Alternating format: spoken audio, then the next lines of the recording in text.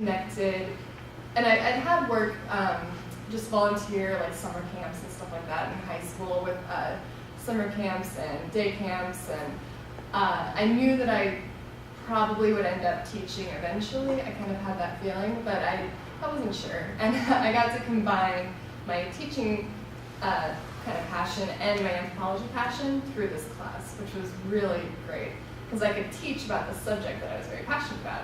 And I found always, no matter what you're really teaching, if you're excited about it, it's gonna kind of ooze out of you, and the student's gonna pick up on that too, that you're excited about it.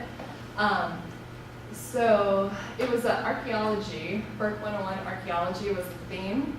You know, it's probably like during Burke 101. Yeah. And I'd taken a couple archaeology classes, and it's kind of tied in to the anth degree. And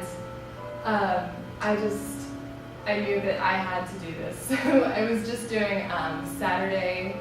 It was before we incorporated the school tours. Yeah, you guys were like the drop-in. So yeah, it was just on the weekends, and the business was not like there weren't too many people that would come on the weekends, but there were a lot of like preschool age kids that would come through, and like the little girl in the picture there. And we had different activities that sort of like what Larkin was talking about earlier with the informal teaching. So we would have artifacts or like a mock dig site out, and then we just encourage the students to come and participate, and we could kind of engage conversation. And it was also really interesting because especially by the end of your senior year, you're getting into more of the technical ideas and kind of professional ideas of anthropology, and you get a bunch of big words in your head, and then you try and tell that to a 4-year-old, and they're like, oh, radiocarbon dating, and like, okay, hold on, I can't talk about that at all. Like, what would a 4-year-old be curious about or interested in, and how can I take all the knowledge that I have in my head and in the books and this 4-year degree and interpret it to a child?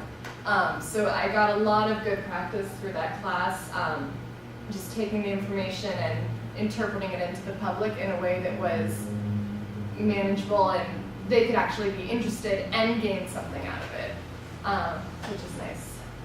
And what else? And then after that, I got in touch with Larkin and Diane Quinn. She's the director of education at the Burke Museum, and we have summer camps. So I got to, since it was spring quarter, I got hired on part-time to help with the summer camps.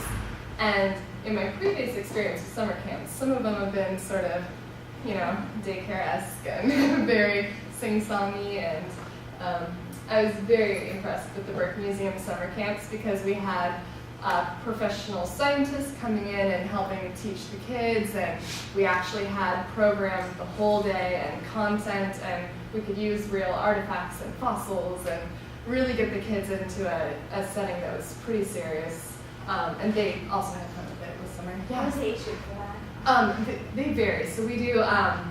There's like a preschool one. Yeah, we do kind of a younger, That's like a kindergarten, dinosaurs preschool. one. Yeah, dinosaur.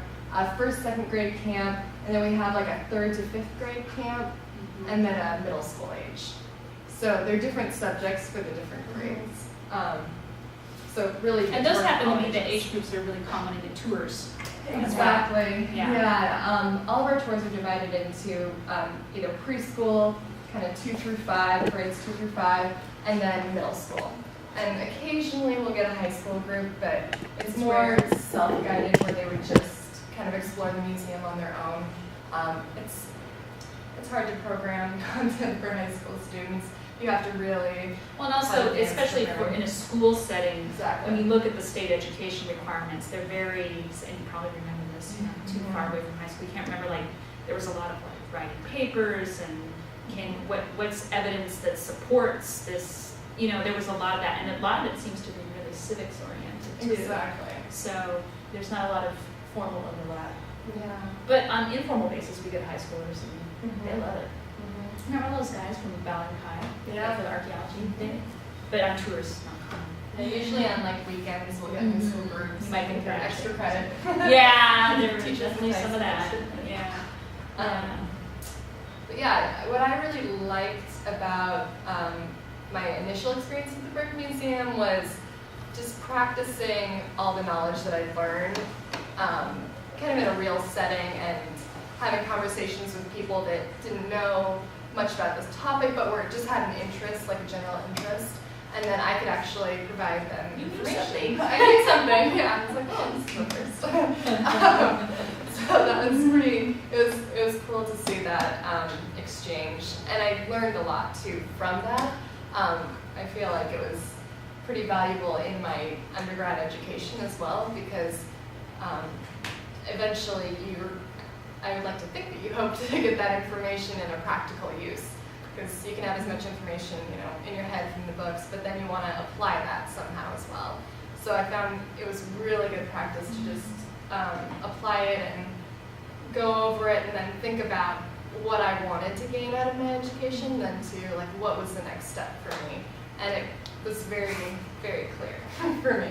And I could have gotten lucky too and just fell right into something that fit my interests. But there's been other students too where they come into the experience, and through that they realize kind of what their interests really are in the subject. Like why was I interested in geology, and why did I spend 4 years studying it? And then when you get to practice it and have conversations about it, it kind of helps gear you a little, I think. Some applied. Yeah, you get to actually do it. And what would it mean? Instead of just learn about it. Yeah. Yeah. So yeah, that's kind of Brilliant story. story. So, I don't know. They can tell us. Do you have additional questions or comments for us about what we've told you so far? What does your job right now consist of? So that's a good question. Sorry, I left that part out. So after summer camps, then I was hired on for a full-time position, and I work with the school groups who come in. So I do lead tours. We have kind of set tours that our volunteers get to watch. So it's the same tour over and over again, but I never get bored of it because it's always different with each group of students that come in. There's different questions, and it's just They're it's different always as a group. different. Yeah, Exactly. so it's just gonna So it's the same different. subject, Yeah. but you can twist it different ways, which is fun. And there's a lot of communication with the teachers around Washington State, so they call us to set up the tours. Some of it's kind of the desk work where we're scheduling tours and talking to teachers. We do workshops too. So we have teacher workshops where then we train the teachers so then they can bring the subjects back to their schools and classrooms. And we have weekend programs. We have a Girl Scout day, a Jules and Geology day, and they get to get their Rocks Rock badge. And Yes, their there's geology another badge. for brownies, there's another They're badge. doing that this Cool. Saturday, so they're Yeah. they get a Which- little egg carton and they put their little rock samples in there as they go Uh-huh. around to different stations and heard something. Exactly. Some of you might remember doing something. Yeah. And then we have Boy Scout days. Yes. We don't leave out boys. Yeah. And then there's a lot of family programming too. Like we have a Dino Day coming up in March, and it's like preschool craziness. It's dinosaur It's business. just it Yeah. really is like everything dinosaur that you can imagine, and it's incredible and amazing and exhausting, but totally fun. So we help out with some of the activities there, and then we do outreach also. So we found, especially in the last couple of years, it's harder and harder for schools to come on field trips to the museum with transportation costs and just general field trip funds. So we have a program called Burke where we go out to the classrooms and we bring boxes kind of like these and artifacts similar to the ones on the table where we teach a lesson inside the classroom. So it's set for like an hour lesson, and we come in and do our spiel, and then they get to see some of the real objects in their school, which is nice. So it's kind of bringing the museum experience into the classroom. So that's kind of my daily job.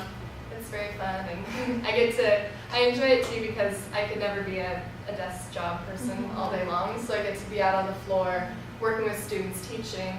I sometimes call it like the grandparent role because the teachers are kind of the moms and dads, and then you just get to teach the fun part You get the and fun then part, send them yeah. off. So it's like no rules, no It's the discipline. teacher that has to deal with getting on a room back on the school bus. Exactly. And It's like you're you gonna have